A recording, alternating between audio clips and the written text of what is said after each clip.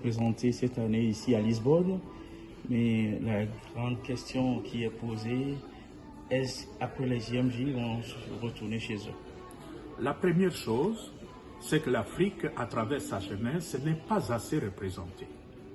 Moi, en tant que pasteur de l'Église, et venant particulièrement du Congo, je suis plutôt triste qu'il n'y ait pas assez de jeunes Africains qui participent à cette JMJ.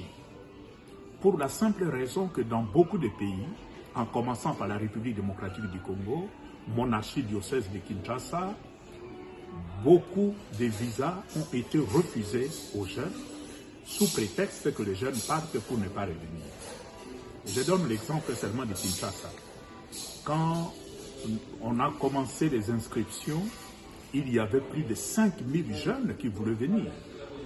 Nous avons fait des sélections, la présélection, on a diminué le nombre jusqu'à arrêter 2000.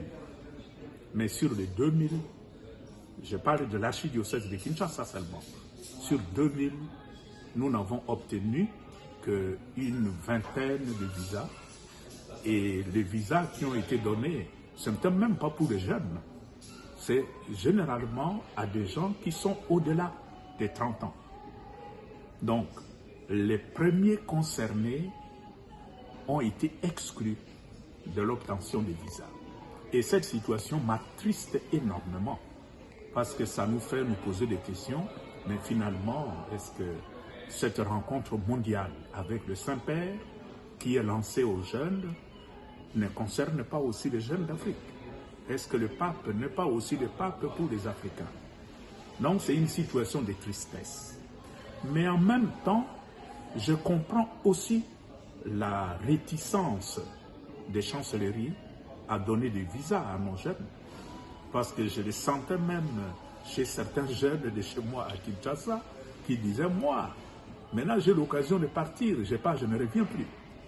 Parce que c'est qu'on nous demande, le service mafieux qui leur offre, qui leur présente l'Occident comme le paradis, mais généralement on leur demande 5000 $ pour faire les démarches et arriver ici.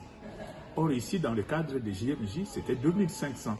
Alors beaucoup avaient pensé que leur moment est venu pour aller en Occident pour ne pas revenir.